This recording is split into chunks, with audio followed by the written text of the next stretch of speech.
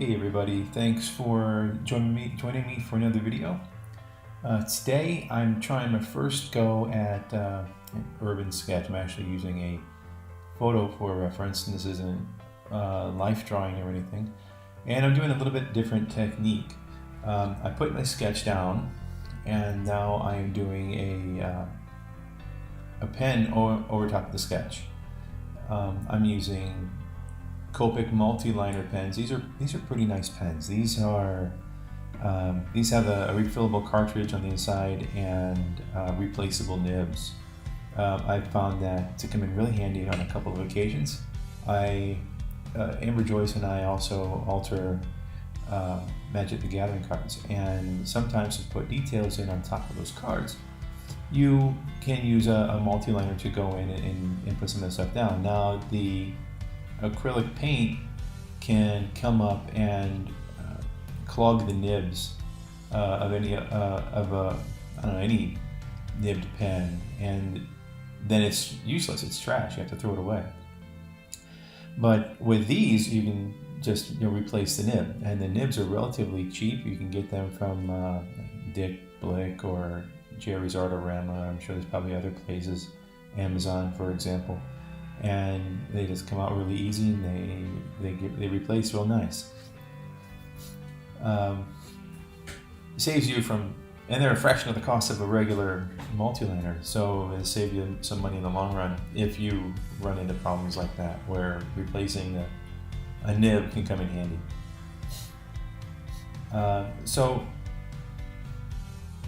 And these pens come in a variety of sizes, just like any other multi-liner. I've got the set that goes from a brush pen to 0.05. I believe I'm using a 0.2 on this.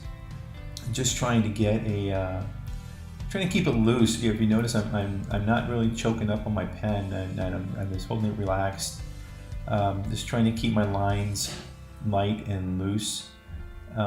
Just trying to go for that organic feel in an otherwise structured environment.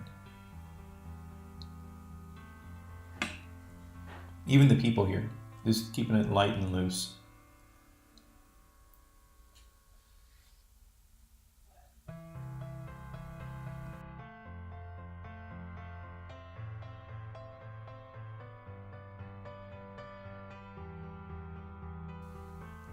Going back and thinking about this a bit, for further back, I go in the environment. So this building that I'm drawing right now, I probably should have even changed my pen. Like I said, I'm using a 0.2 right now. Maybe I should have gone down and used a 0.05 for this one, just to kind of help with that illusion of depth in the lineup. And then that being said, maybe here in the front, maybe I use a thicker pen. Maybe I use a 0.05. I mean a 0.5 instead of a 0.02. 0.2. Okay, so now I'm going through. This is just watercolor using my silver black sable brushes.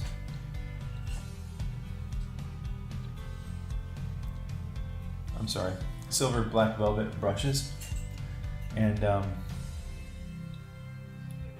just going for some color.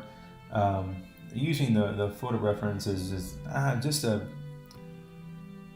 kind of point the direction, not necessarily as I want to copy this photo I'm not trying to make a photo realistic, duplicate of the inspiration. But I'm just going for some interesting colors. And I'm just kind of blocking them out right now. I'm not really going for a lot of detail. Just letting the paint do what the paint wants to do. Working loose and letting them bleed together. And right here I just added some purple. Let that gradiate from that red to the violet. The only difference, or the only thing that I didn't do, was when I put that yellow down, it was pretty much dry by the time I got to it. I did not want to muddy that yellow. I wanted to kind of keep it, at least at this point in the illustration, my mindset was I want to keep it bright. I want to keep it the bright points. And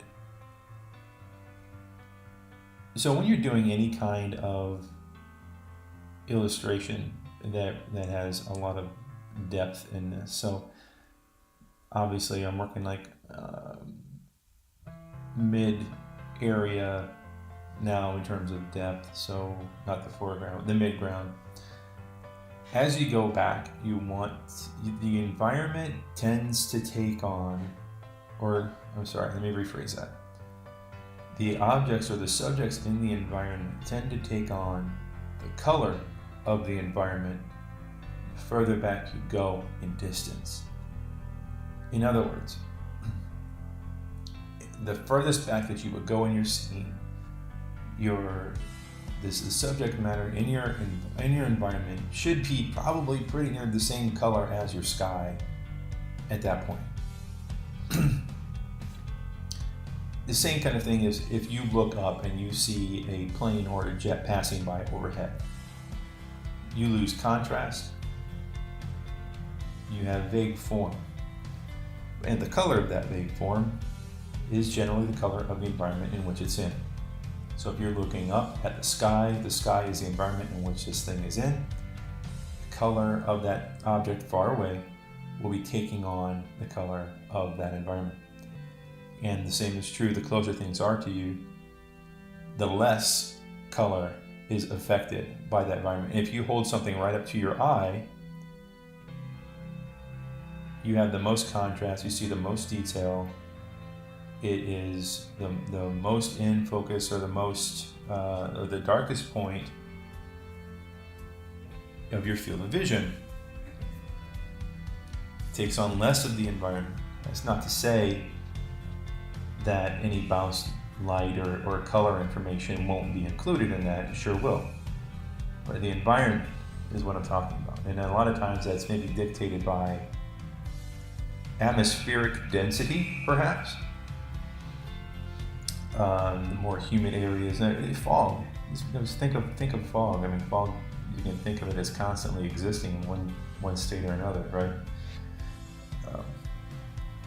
So in this image, as it goes back to that furthest building,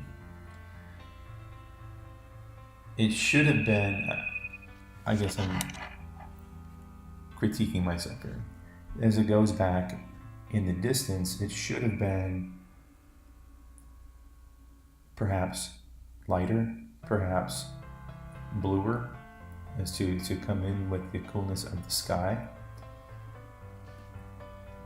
It pushes those things back. It gives that illusion of depth.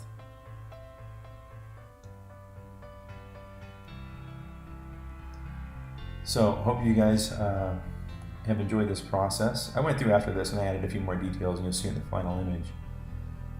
Check out our Patreon page. We've got some things on there, some illustrations, that original art that we've done. We'd like to make into prints and send those out as Patreon rewards, and all the new ones that we do that you guys will see here on YouTube and posted on our Instagram will also eventually make its way as prints and such. So go check that out. Link, the address is at the top of the page here. Thanks for watching. Really appreciate your support.